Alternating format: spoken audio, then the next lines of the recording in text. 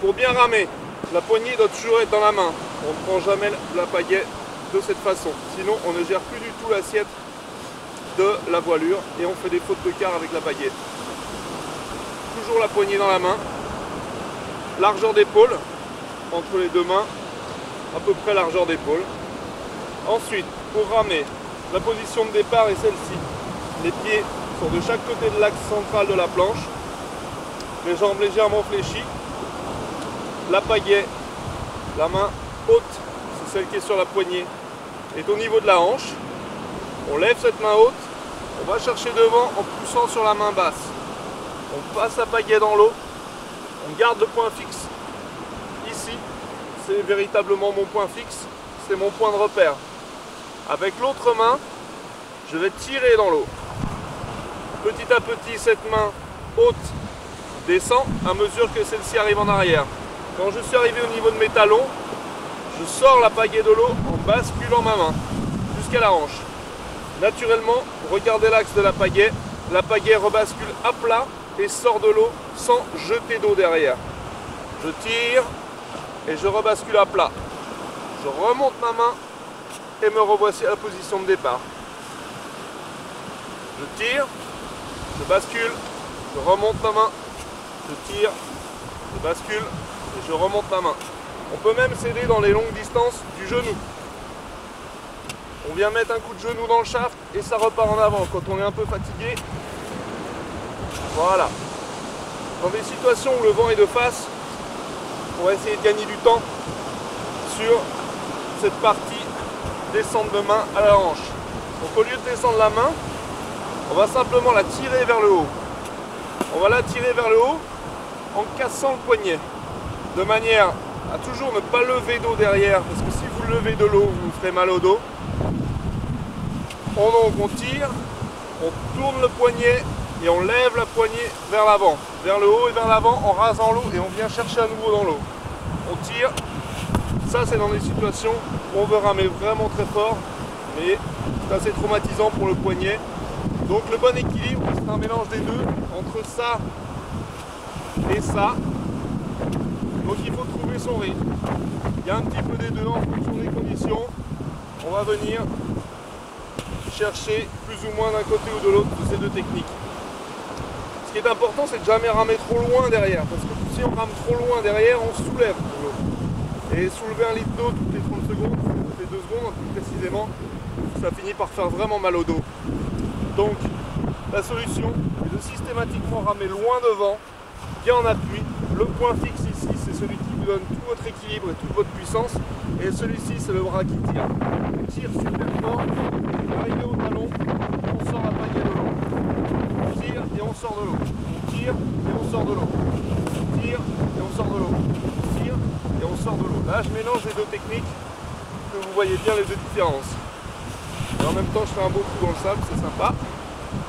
Ensuite, le changement de pagaie d'une main à l'autre, d'un côté à l'autre de la planche. Pas de truc super hésitant. Il y a une solution très simple.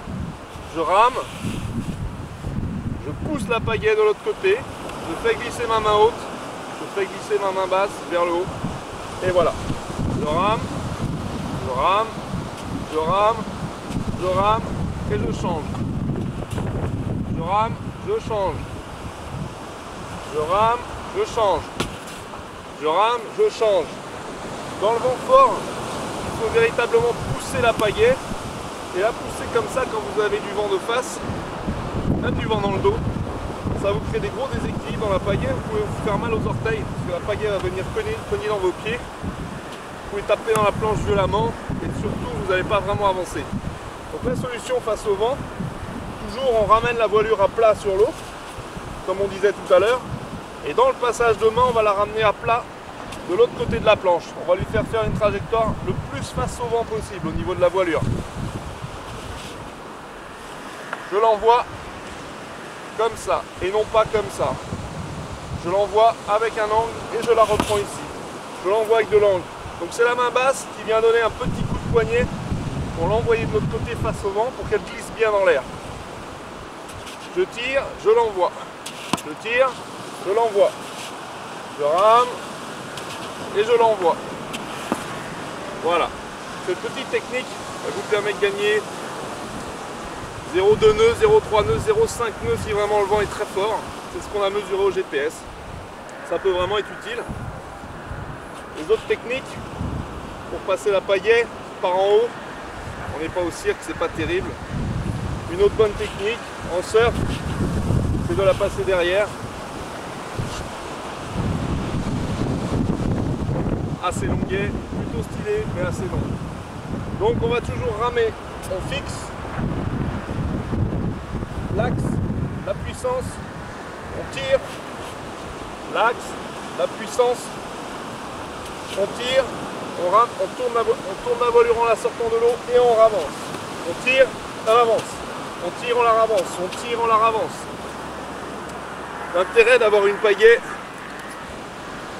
avec un gros volume, c'est que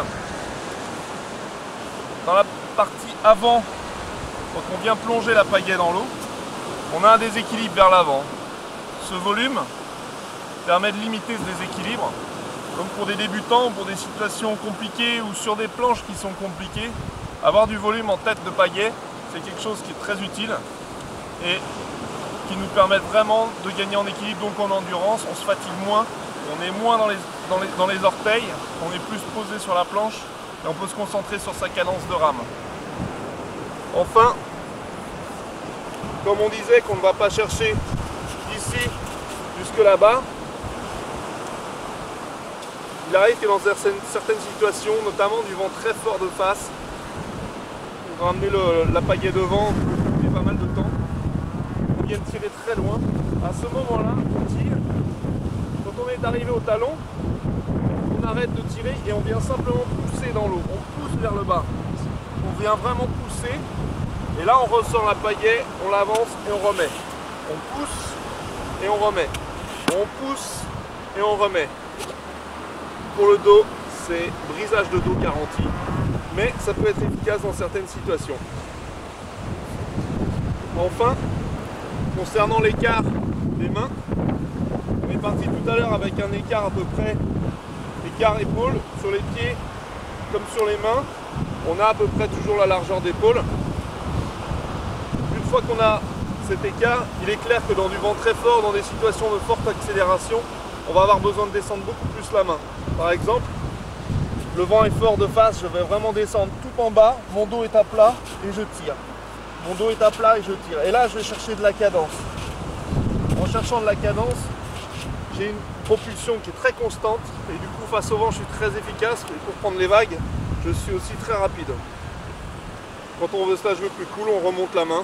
On peut fermer légèrement plus que l'écart d'épaule, mais c'est vite gênant et on n'avance pas vraiment beaucoup. Et le mouvement est assez peu précis.